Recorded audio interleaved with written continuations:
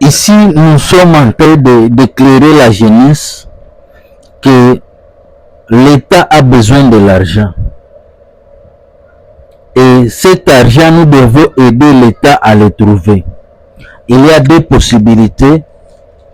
C'est les emprunts que l'État, après 1990, a recouru aux emprunts pour le développement de la République démocratique du Congo. L'État aussi peut avoir de l'argent par des taxes, par des services qu'il peut rendre. Parmi les moyens que je vous montre, c'est à travers les visas. Et souvent nous disons que la guerre que nous traversons, c'est la guerre économique.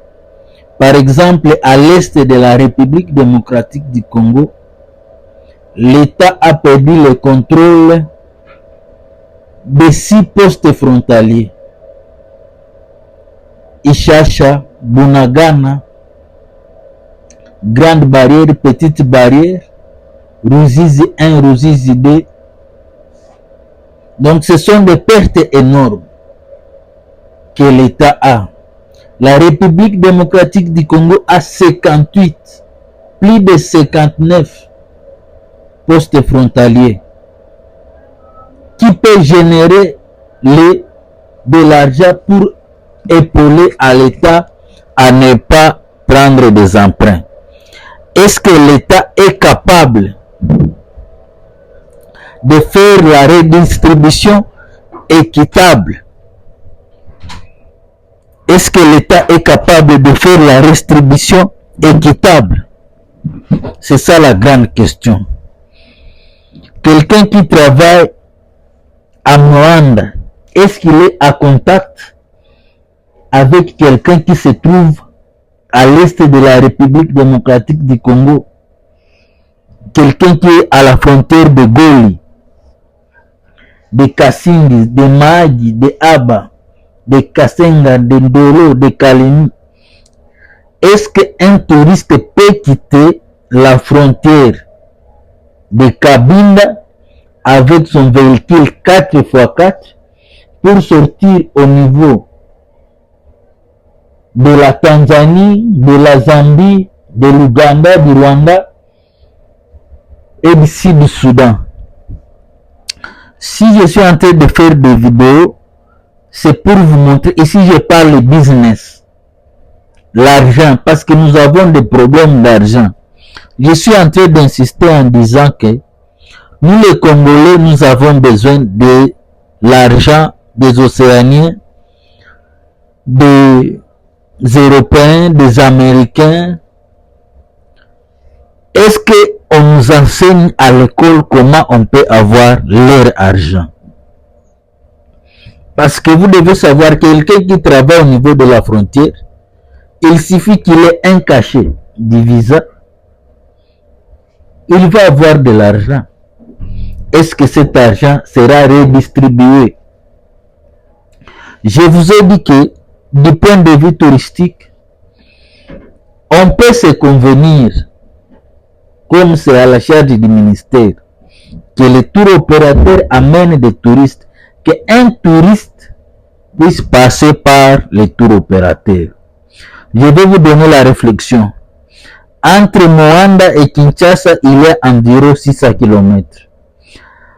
Entre Kinshasa et Popocabana, il y a 243 km. Entre Popocabana et Kikwit, il y a 228 km. Entre Kikwit et Chikapa, il y a 387 km. Entre Chikapa et Kananga, il y a 257 km. Entre Kananga et Lusambo, il y a 219 km. Entre Lusambo et Kibombo, il y a 397 km. Entre Kibombo et Kapen, il y a 172 km. Entre Kapen et Bukavu, il y a 459 km. Est-ce que les gens qui travaillent au niveau des postes frontaliers en République démocratique du Congo sont rémunérés, parce que souvent les gens qui n'ont pas d'argent, c'est eux qui créent des problèmes, des tracasseries,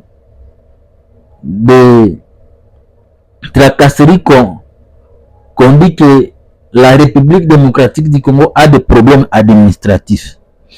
Est-ce que ceux qui sont à l'intérieur de la République démocratique du Congo, ils ont des réseaux informatiques interconnectés pour que quelqu'un qui entre au niveau de Kabinda,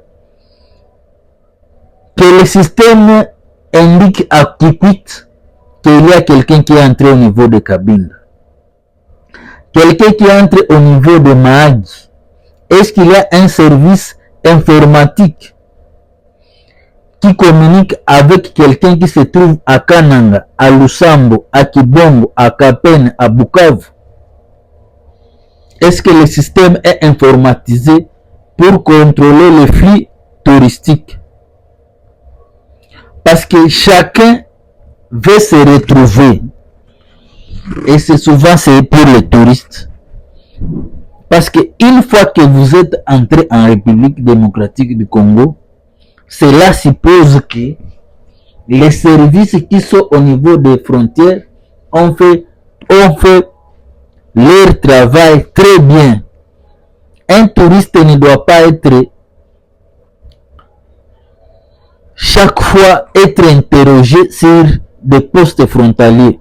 Imaginez s'il doit être interrogé sur les postes frontaliers, il va se demander est-ce que ces gens travaillent en communication, est-ce qu'ils coordonnent les choses. Donc c'est très important que vous puissiez prendre conscience que grâce au tour opérateur qui travaille en collaboration avec le ministère de l'Intérieur et le ministère du Tourisme, de l'ANER et le service de santé, nous pouvons mettre à la caisse de l'État beaucoup d'argent. Imaginez que nous avons 26 provinces et chaque province peut être capable de faire entrer plus de 100 000 touristes. Regardez l'argent que nous pouvons générer. Je vous ai montré les statistiques que le Rwanda, les revenus que le Rwanda a fait en 2024. Ici, je vous ai dit qu'ils ont fait entrer le nombre de touristes 1,3 million de dollars, de millions de touristes, pardon, qui a généré 647 millions de dollars. Et vous devez savoir que le Rwanda est en guerre comme nous, parce que d'autres pays, ils ont aussi stabilisé leur pays et ils veulent aller chercher ce qu'ils n'ont pas dans leur pays ailleurs. Donc je crois que c'est notre responsabilité de nous dire la vérité et de voir comment chacun peut se retrouver dans ce domaine. Je suis en train de dire qu'il y a deux choses qu'on nous reproche: la mauvaise gouvernance et la centralisation de l'État. Nous avons besoin de l'argent pour nourrir nos familles, pour être utile à la situation. Et parmi la première des choses que vous devez savoir, c'est la deuxième, la clé. Parce que lorsque un étranger vient en RDC, il apporte quelque chose que nous n'avons pas. Et vous devez savoir que notre pays a été construit par des colons. Ils sont venus avec des hôpitaux, ils sont venus avec les écoles, ils sont venus avec des usines de transformation que nous avons besoin. Donc si je dis que la deuxième comme source de développement, je vous ai dit parce que c'est eux qui contrôlent les entrées et les sorties. Bon, c'est très regrettable lorsque nous voyons que des gens entrent en République démocratique du Congo, s'installent comme des champignons et que les services de renseignement ne soient capables de bien les identifier et de dire réellement ce qui s'est passé. Merci de nous avoir suivis. Rendez-vous dans nos prochaines vidéos où nous sommes en train de parler des frontières de la République démocratique du Congo. Nous avons 59 frontières et ces frontières sont capables de générer d'argent.